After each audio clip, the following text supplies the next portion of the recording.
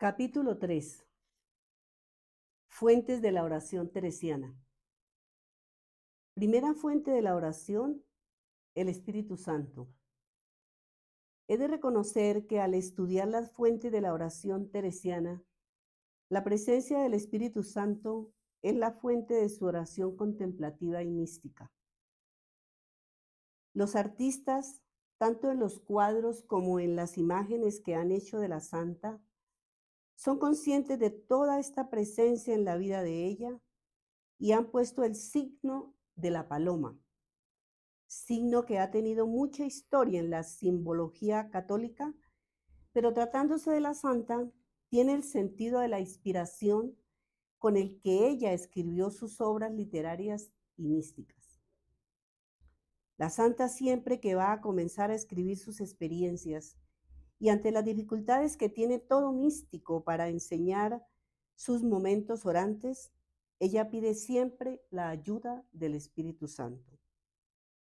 Al escribir sus experiencias, ha confrontado el miedo de poder expresar los regalos de Dios a su alma, ya sea por la debilidad de su memoria, la precariedad del idioma que maneja y, como lo reconoce, por su falta de conocimientos teológicos. Hace que invoque con frecuencia al Espíritu Santo. El Divino Espíritu es la fuente de inspiración de la escritura de la santa. Segunda fuente de la oración, la Sagrada Biblia. En tiempos de la santa y en España en concreto, había una gran precariedad del manejo de la Biblia. Siempre en latín y no siempre disponible para los lectores cristianos. La primera traducción completa de la Biblia al español se debe al protestante Reina Valera. No se olvide que Fray Luis de León tradujo el Cantar de los Cantares y le costó varios años de cárcel en la Inquisición de Valladolid. A pesar de todo esto, la santa maneja la Sagrada Escritura como refuerzo de todas sus experiencias místicas. Son muchos los textos bíblicos en sus obras, dándoles una interpretación muy ortodoxa, lo mismo que a los personajes bíblicos que presenta en sus obras. Se atrevió a hacer una interpretación del libro de los Cantares. Se reconoce la influencia bíblica como fuente principal de todo el pensamiento y la oración mística de Teresa. Tercera fuente, la lectura. Teresa lectora. Teresa de Jesús fue lectora. Supo lo que es leer, pasar la vista por lo escrito o impreso, comprendiendo el significado de los caracteres empleados. Leer la gran lección de Teresa para nosotros, hombres del siglo XXI, perdidos en el mar de la información. La afición a la lectura, el quehacer por excelencia de Teresa, doliéndose de ciertas lecturas a las que destinó su tiempo en algunas ocasiones.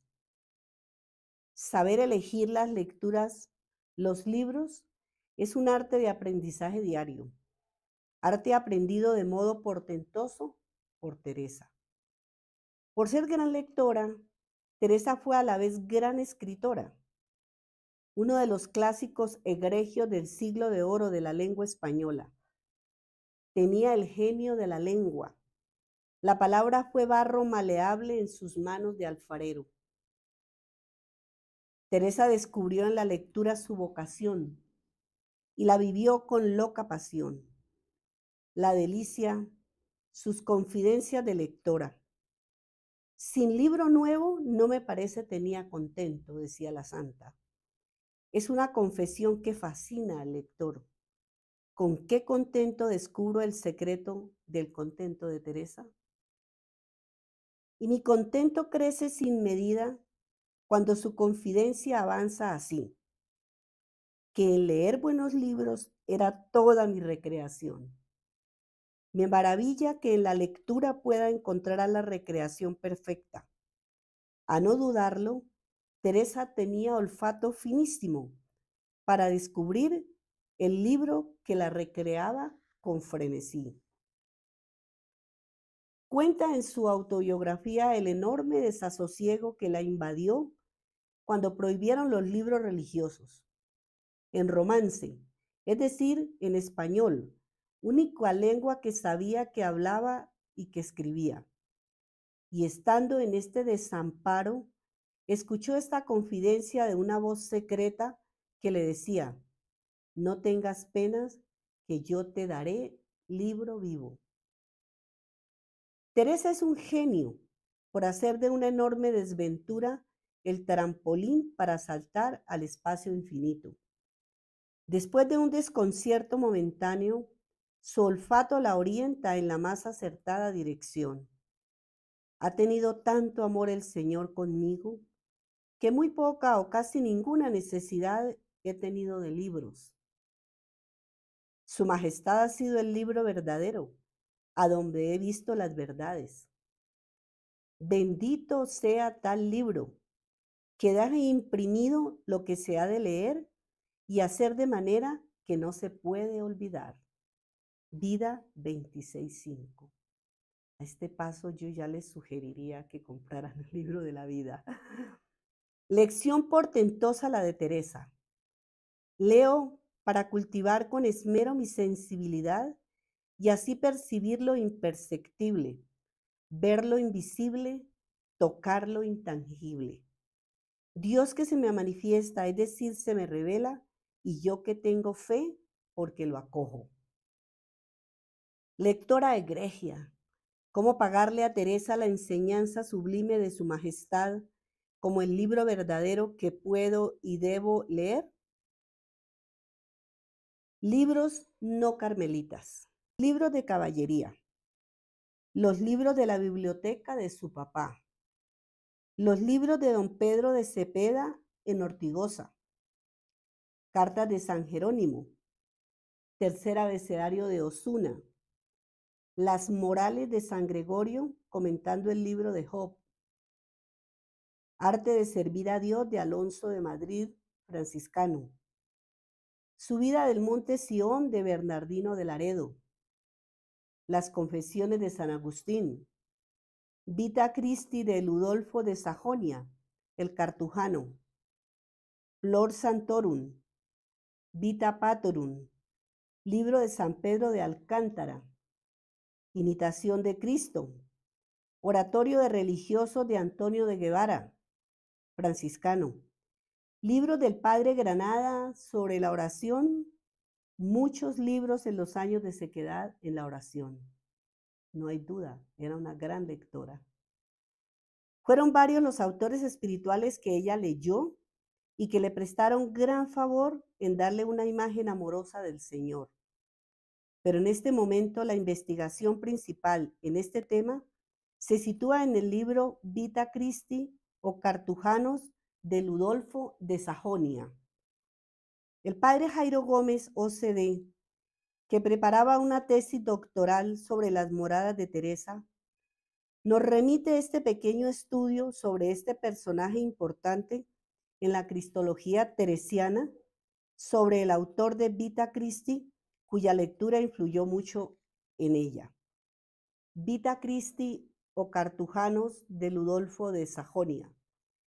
El autor del siglo XIV, Ludolfo de Sajonia, a través de sus escritos, pretendía que sus lectores tuviesen un mayor conocimiento histórico de Jesús y una identificación afectiva con él para seguirle.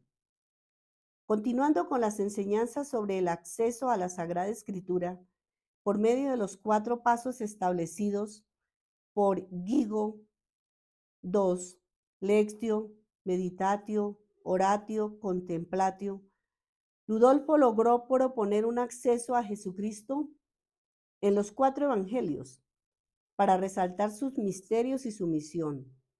Su obra se convirtió en una obra cristológica por excelencia, que con una reflexión profunda y una interpretación personal buscaba formar al lector en la oración y en la contemplación de Cristo.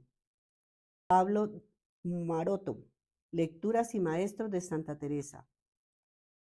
En la Vita Christi se recomienda un método de oración y de contemplación a partir de la lectura de los textos evangélicos, que busca introducir al lector en los acontecimientos narrados como si estuviese presente, como un testigo directo. Con la lectura del pasaje evangélico, el orante debe seguir el método propuesto por medio de la reflexión en clave teológica y espiritual. Será ayudado por las diferentes citas patrísticas que el autor sajón propone en cada pasaje evangélico para continuar con la meditación del misterio cristológico y la oración que suscita cada lectura o dicha lectura. Lo que pretende Ludolfo de Sajonia es ayudar a su lector para que Cristo se haga presente vivencialmente, y así lo piensa, lo cree y lo desea afectivamente. Pablo Maroto, Lecturas Maestros de Santa Teresa.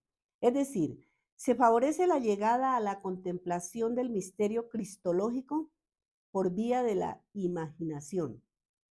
La obra del cartujano estructura sus capítulos en tres partes principales: lectio, meditatio y oratio, para llevar progresivamente al lector hacia una experiencia espiritual cristocéntrica. J. García de Castro Valdés, La Vita Christi de Ludolfo de Sajonia e Ignacio de Loyola, 1556, a propósito de un gran libro en estudios eclesiásticos, Pontificia Universidad de Comillas. En la lección, el lector se introduce en la escena del Jesús histórico. En la meditatio, el orante va descubriendo el mensaje de salvación del Evangelio por la comprensión del lenguaje simbólico espiritual, que lo introduce en la contemplación. En la oratio se entra en un diálogo con el Señor, apropiándose del mensaje meditado y favoreciendo la transformación a la que la contemplación del misterio le invita. En los capítulos de la muerte de Cristo, Ludolfo de Sajonia introduce una cuarta parte, la formatio, que profundiza en los elementos que configuran la muerte del Señor y que termina con una breve oración con dos partes. Una parte recuerda el dolor padecido por Jesús. La otra parte es una oración de súplica o exhortación para conformar algún aspecto de la vida espiritual del orante con algún aspecto de la humanidad de Cristo. En el próximo video continuamos con este capítulo.